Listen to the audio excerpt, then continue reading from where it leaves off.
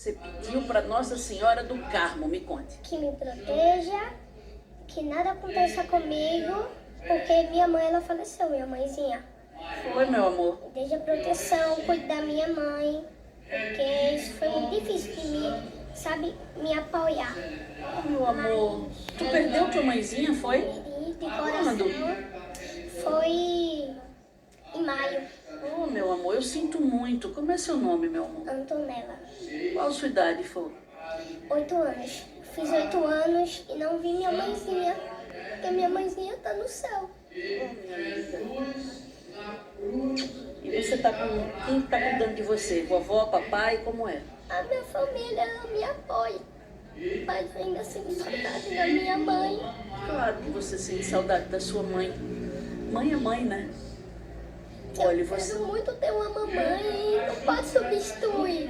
Mas a irmã da minha mãe, ela é minha mãe.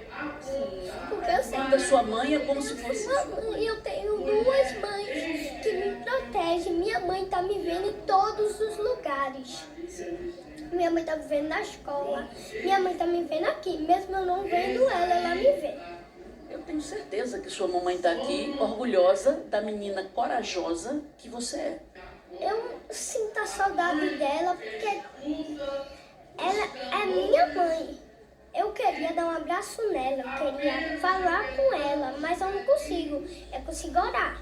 Eu consigo falar com ela orando. Que coisa linda. Então você já orou muito para ela hoje, não já? Já. Eu posso dar um abraço em você? Me dá um abraço bem forte, já que você queria dar um abraço na sua mãe. Essas palavras tão bonitas e ao mesmo tempo dolorosas ecoaram Brasil afora e geraram uma imensa onda de carinho e de solidariedade nas redes sociais. Também levantaram um debate sobre um assunto importante, o luto infantil. A gente volta então a conversar com Bianca Carvalho, que fez essa entrevista difícil, né, ontem, ali no meio das celebrações à Nossa Senhora do Carmo. E esse abraço, Bianca, que você deu em Antonella, é o abraço que todo mundo queria dar. Então, Maris, eu fiquei com vontade de abraçar o tempo todo a Antonella. Eu fiquei me segurando para não chorar. A gente é repórter de profissão, né? Mas a gente é gente. E eu sou gente aonde eu estou. Aqui, antes de entrevistar a psicóloga com especialização em criança, que atende criança de 16 anos, antes de entrevistar, eu sou uma pessoa que sente o que está falando também. Foi pauleira, viu, ontem. E a gente não esperava, né? A gente estava entrevistando pessoas ali quando aquilo aconteceu. E já que esse debate foi levantado no país inteiro, realmente isso está em todas as páginas, está em todo canto na internet, muita gente falando sobre isso.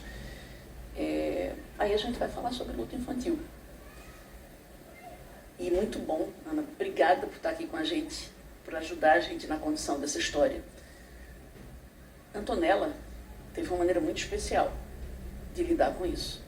Que espírito dessa criança, incrível.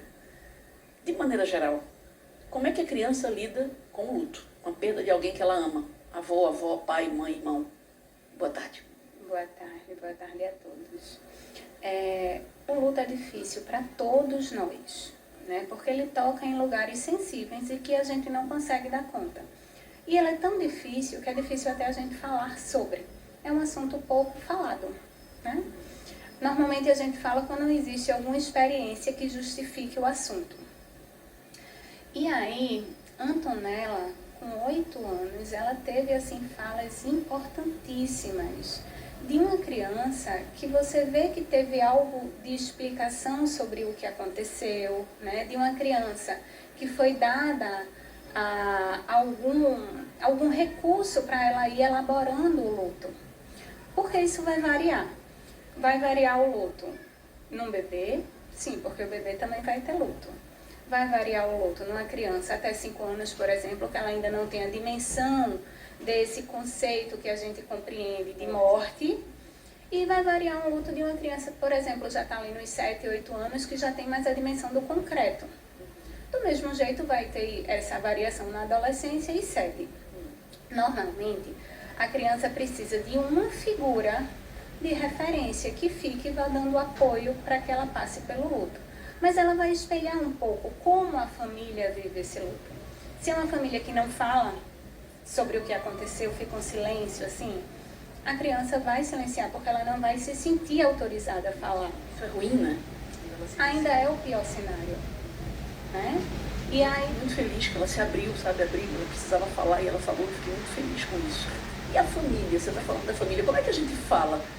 O que é que a gente conta de uma situação dessa para uma criança que ela perdeu a mãe? Como é que se conta isso, Ana?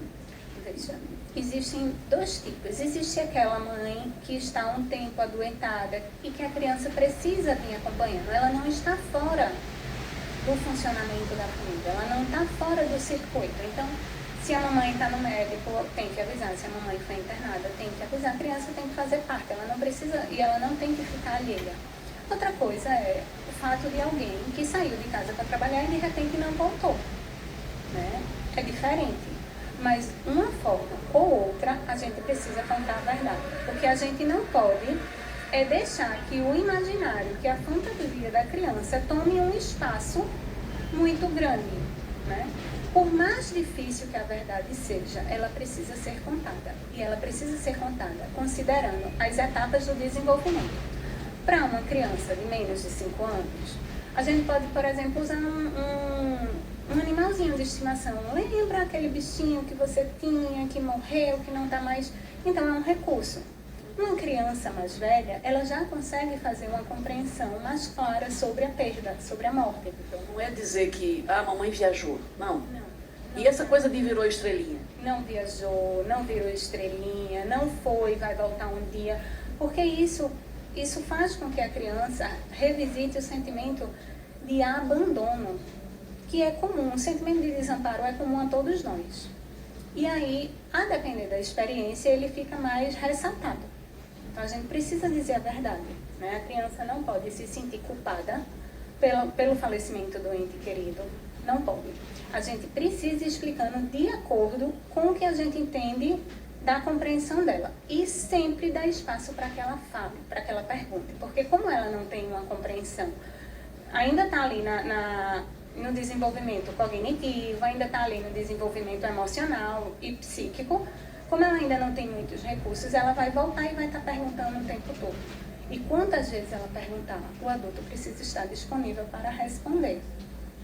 Porque é um recurso que ela tem para poder elaborar.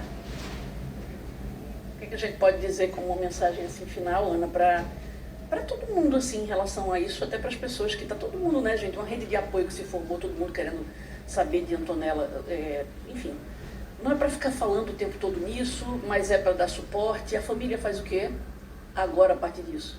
Então, não é o adulto quem tem que estar falando, o adulto vai contando na medida que a criança vai dando sinais de curiosidade, né? No caso de Antonella, todas as vezes que ela desejar falar, ela precisa de um adulto acolhedor que receba. E diferente do que se pensa, que não fique negando, não, esqueça isso, deixe isso para lá, isso já aconteceu, é daqui por diante, não. Ela precisa de um adulto acolhedor que possa receber aquela carta que ela está mandando em textos falados, né? E aí, junto com ela, entendendo como vai ser, porque ela vai ter o primeiro aniversário, no caso dela, ela já teve, né? Completou 8 anos, mas todas as crianças vão ter. Então, vai ter o primeiro dia das crianças sem a mãe, vai ter o primeiro Natal sem a mãe. É um ciclo de uma experiência que vai precisar de uma reorganização familiar. Né? Minha querida, muito obrigada por tratar desse tema tão delicado com a gente, delicadíssimo para todo mundo, para a gente ainda, né, Maris? Se eu pudesse desejar uma coisa, acho que todo mundo fica querendo, né, abraçar a Antonella. Que bom que eu pude fazer isso. Eu queria ter colocado ela no colo e pedir a Papai do Céu para que não deixasse nada de ruim acontecer. É muito ruim ver criança sofrendo. Mas, enfim, é isso. Obrigada, Ana, muito obrigada. Oi? Existem várias formas de colocar alguém no colo, não necessariamente pegando no corpo, você colocou. Obrigada, minha querida, muito obrigada. Voltar para você, Maris. Todo o nosso amor para Antonella, né, Bianca?